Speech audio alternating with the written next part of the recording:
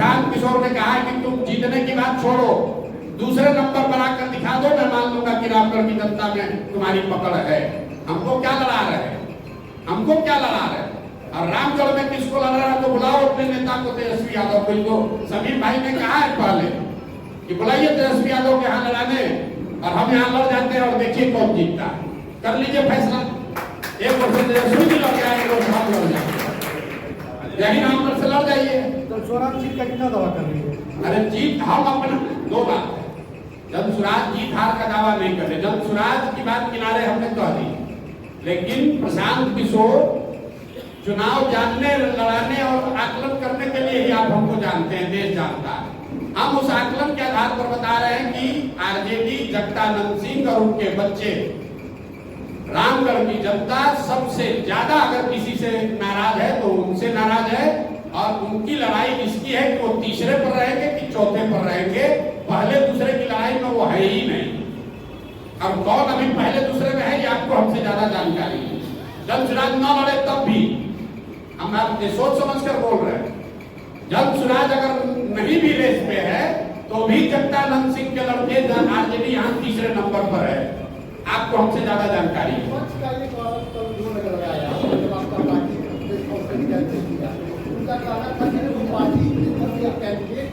ठीक बात, बिल्कुल ठीक बात है।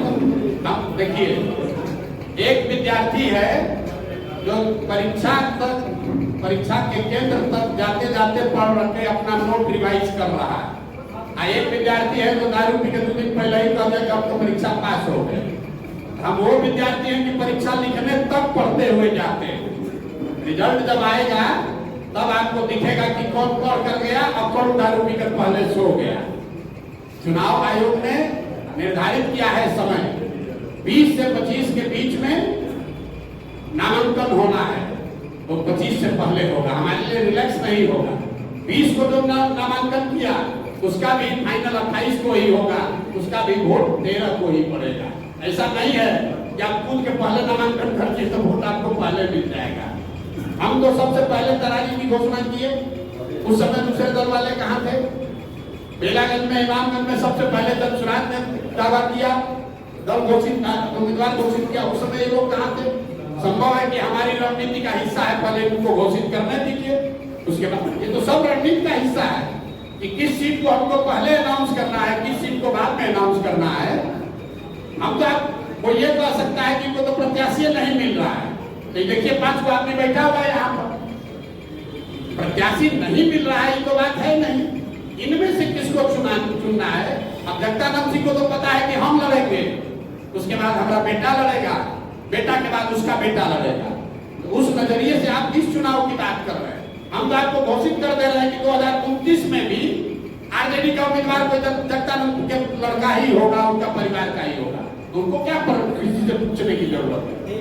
आपसे 2 सवाल, आप कैंडिडेट सिलेक्शन के लिए आपका स्टैंडर्ड थॉट क्या होगा? पॉलिटिकल स्टैंडर्ड थॉट ये है कि जिसको भी समाज में सही व्यक्ति लोग बता रहे हैं, ये निर्णय तो लोकतंत्र में जनता करती है सर। हाँ तो जनता कर रही है, अपनी थॉट क्या लेकर चल रहे हैं? पॉलिटिकल, सुनिए ना मेरी, इकोनॉमिकल, अरे लिखा हुआ सही लोग, अमेरिका में अभी चुनाव हो रहा है, सुनिए तो लीजिए ना, सही लोग का क्या पैमाना है बता रहे हैं।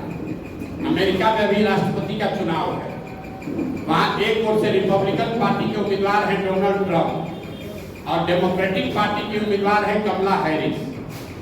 आपने पत्रकार होने के नाते कभी ये पूछा कि डोनाल्ड ट्रंप को टिकट किसने दिया, कमला हैरिस को उम्मीदवार किसने बनाया? वो किसी एक व्यक्ति ने नहीं बनाया, कोई आदमी वहां टिकट नहीं देता है। वहां जैसे हम 5 उम्मीदवार खड़े हैं, वैसे रिपब्लिकन पार्टी से 5 आदमी 10 आदमी कहता है हम दावेदार हैं राष्ट्रपति के उम्मीदवार के, और 6 महीना वो आदमी कैंपेन करता है अमेरिका भर में घूम के। लोग बताते हैं 5 में सबसे अच्छा डोनाल्ड ट्रंप हमको लगता है, तो डोनाल्ड ट्रंप होगा उम्मीदवार। इसी तरह कमला हैरिस देखिए, वहां जो अभी राष्ट्रपति हैं बाइडेन साहब, वो उम्मीदवार घोषित हो गए, फिर जनता ने कहा नहीं इनका उम्र ज्यादा है, ये नहीं चलेंगे, तो कमला हैरिस वहां उम्मीदवार है। यहाँ बिहार में और रामगढ़ में तो कपौती है, हम रहेंगे, हमारा बेटा रहेगा, उसके बाद बेटा रहेगा, उसको किसी से पूछने की जरूरत क्या है? एक तो चाहे तो अगले 10 वर्ष का उम्मीदवार आप ये घोषित कर देगा।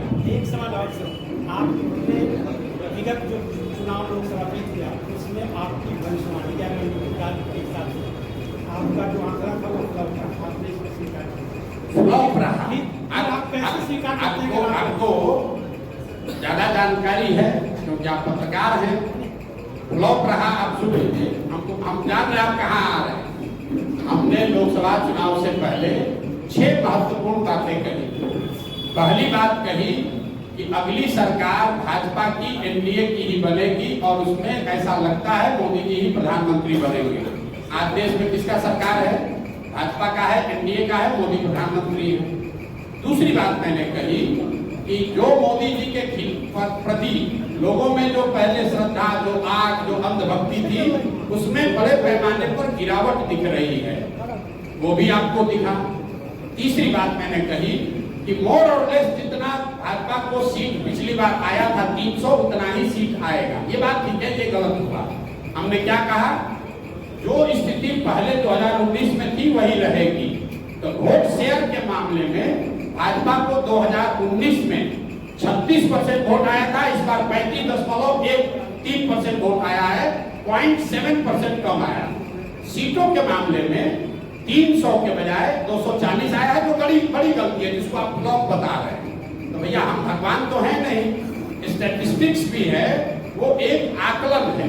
सही भी हो सकता है, गलत भी हो सकता है। मेरी गलती है, और जब गलती हुई सामने नेशनल चैनल पर आकर कहा कि ये 3 बात ठीक है, लेकिन सीट के मामले में आकलन गलत हो गया।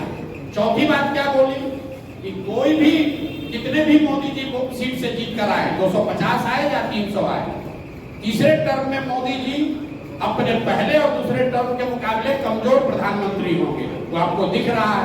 हमने एक और बात कही कि भाजपा चाहे जितने सांसदों के साथ दल सरकार बनाए, तीसरे टर्म में आने वाले समय में उत्तर प्रदेश की भाजपा के नेतृत्व को लेकर भाजपा में बहुत बड़ा संकट की स्थिति बनेगी। वो भी आपको दिख रहा है। योगी जी की बात रोज आप सुन रहे हैं। तो 6 प्रेडिक्शन किए गए, उसमें 5.5 ठीक है, सीट वाला गलत है, लेकिन लोगों को तो सीट याद है, उस हिसाब से मेरी गलती है। अब एक अंतिम बात सुनिए। बंगाल में हमने कहा, पूरे देश ने कहा भाजपा को 200 सीट आएगा। प्रशांत किशोर ने कहा भाजपा को 100 से ज्यादा सीट नहीं आएगा। भाजपा को आया 77। संभव है कि भाजपा को 90 भी आ सकता था, 10 भी आ सकता था, 100 के नीचे आएगा। लेकिन हम इसलिए नहीं कह रहे कि हम अपने गलती को जस्टिफाई कर रहे हैं। लेकिन आप ये समझिए कि जो लोग देश भर के आंकड़ों को एनालाइज करके प्रेडिक्शन कर रहे हैं, इतना आसान काम नहीं है। ऊपर नीचे हो सकता है 10-20 सीट। इसके लिए अगर आपको लगता है हमारी समझ खत्म हो गई है, तो मान लीजिए कि हमारी समझ नहीं है। नहीं, देखिए तरारी में क्या है, मैं आपको बता देता हूँ। तरारी में लेफ्टिनेंट जनरल एसके सिंह, जो सेना में वाइस चीफ रहे हैं, उनके इलेक्टोरल रोल के नाम को लेकर जिला प्रशासन ने बात उठाई है। उनका ये कहना है कि इलेक्शन के कमीशन के रूल में ऐसा है कि आप बिहार के हैं, लेकिन अगर बिहार के किसी विधानसभा क्षेत्र में आप मतदाता के तौर पर रजिस्टर नहीं हैं, तो आप चुनाव नहीं लड़ सकते। ये वहाँ के अधिकारियों ने बताया। हम लोग उसको लीगली एग्जामिन करा रहे हैं। जितने हमारे साथ वकील जुड़े हुए हैं, वो लोग उस चीज को देख रहे हैं। हम लोगों ने इलेक्शन कमीशन को भी लिखा है। लेकिन मैंने बात आपको शुरुआती बताई कि देखिए कितना प्रो इनकम्बेंट है। जो लड़का करण तिवारी का देश का वाइस चीफ बना आर्मी का, जो सेना को लीड किया सियाचिन में, जो सेना को लीड किया ऑपरेशन पराक्रम में, उस आदमी को वो अपना इलेक्ट्रिसिटी बिल है, उसका जमीन है, घर है तरारी में, लेकिन एक रूल बनाकर कह रहे हैं कि नहीं, इनको चुनाव नहीं लड़ने दिया जाएगा क्योंकि तरारी के इनका वोटर लिस्ट में इनका नाम नहीं है। वोटर लिस्ट में नाम जुड़वाने के लिए फॉर्म 8 भरा गया। ये सब प्रावधान है। आप इलेक्शन अधिकारी से पूछ लीजिएगा कि आप 8A फॉर्म 8A भर के अपना नाम जुड़वा सकते हैं। नोएडा से नाम का नाम इलेक्टोरल रोल में है, वहां के डीएम ने नोटिफाइड करके जारी किया है कि यहाँ पर इलेक्टोरल रोल में ये है। जनरल साहब की पत्नी की डेथ हुई है 2020 में। उस समय तक वो बिहार के वोटर लिस्ट में थे, लेकिन पत्नी के डेथ होने के बाद वो नोएडा में रहते थे, तो उनका इलेक्टोरल रोल में नाम शिफ्ट हो गया, क्योंकि 24 में उनको वोट देना होगा। अब इसी को आधार बनाकर जिला प्रशासन या इलेक्शन के लोग उनको लड़ने से रोकना चाहते हैं, उसको देखा जाएगा।